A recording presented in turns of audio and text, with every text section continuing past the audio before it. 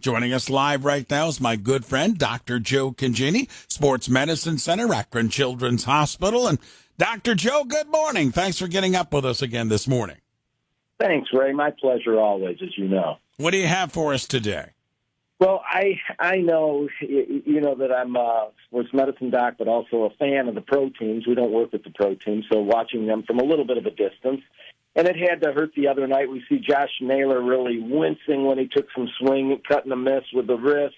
And then last night he's out of the lineup. And it just seems like our Indians, now Guardians, have had so many hand and wrist injuries that have derailed a lot of our playoff runs. And so it was a sigh of relief yesterday when Tito announced that the MRI showed really just inflammation, no structural tear at this time.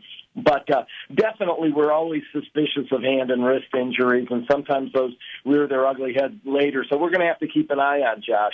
He said they're trying a few things a little bit more aggressively to treat it now, but it always seems to be our hottest player, the player that's carrying the lineup, and for many years the worst of the injuries. You know, a lot of times it can be a sprain or a tendonitis or a bone bruise that should get better in a short period of time.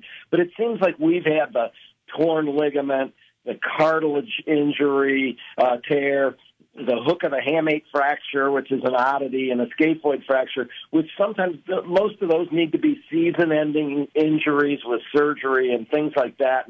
And we could go back through the litany of so many people.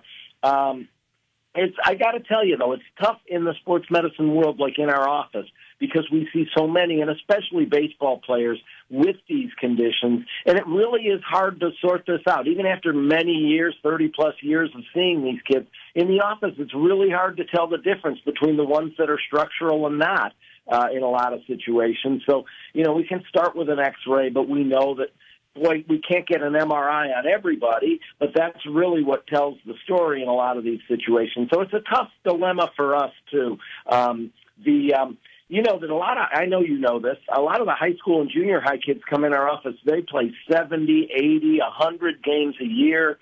Their families set up their whole vacation, their whole summer around travel with their kids playing baseball. So the answers to these questions are important, and sometimes we do have to get that MRI to sort out what's going on. You know, I was listening the other night to Tito. I love listening to him about his post-game talks. I get sports medicine nuggets out of him, but also I love the baseball part of it. But he was telling what a struggle the second half of the season was last year for Jose Ramirez. It's another reason why I just love Jose so much. What a competitor. From mid-season, he was hitting .305 with 16 home runs, and then the rest of the season, .264 and 13 home runs. He played with a really badly torn ligament in his thumb called the ulnar collateral ligament. Yeah, that's the same name that the ligament is called in the elbow of all those pitchers, the ulnar collateral ligament of the thumb. And really hard for a baseball player to grip the bat and all that. And yet, he led us on that great playoff run and led us to another October to remember, and just another reason to love Jose and hope for Josh that it really is just a day-to-day inflammation and not something worse. You know, Joe, we saw, speaking of injuries, one of the best players in the game, Mike Trout, get this hamate bone fracture. And you and I, and Jose Ramirez has had that. And you and I have we've talked about that injury. Could you educate us a little bit? Because people are still seeing that and saying, what is that all about? Can you do a brief synopsis on what that is? Yeah, and let me just do a very brief synopsis. We've been through it a couple times. You are so good with your sports medicine. I mean, you want to come down and do a fellowship with us down at the hospital, Ray, because you're so good. So many people wouldn't even know about the hook of the hamate. But this funny-shaped bone down around the base of the opposite side from the thumb, but it's in the wrist, base of the wrist. And this bone has kind of a funny hook to it. And when you have a baseball bat pushing on it, or when the bat shears against it, or the head first diving into base with a steal and things like that, this often gets sheared off, gets broken. When it's broken, they try to do different things to be able to play with it, but in a lot of situations, it ends up needing to be fixed.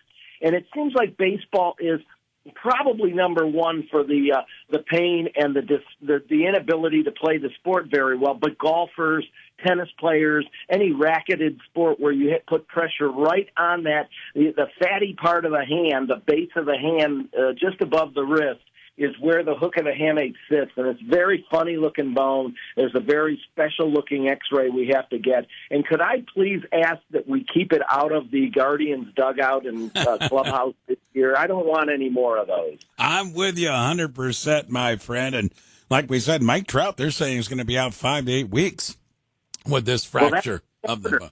That's a starter because it's the kind of thing that we're talking about with Sticks McKenzie. If he gets back out there and he still has instability and pain, then they have to resect it, take it out, and you miss more time than that. So they're sitting on pins and needles too. We're not the only fan base that has to sit on pins and needles, but you're right about that. That's going to be something to really keep an eye on and one of the stars of the game. All right, Joe. Great information as always. Good insight, Joe. We'll catch up again next week. Thank you.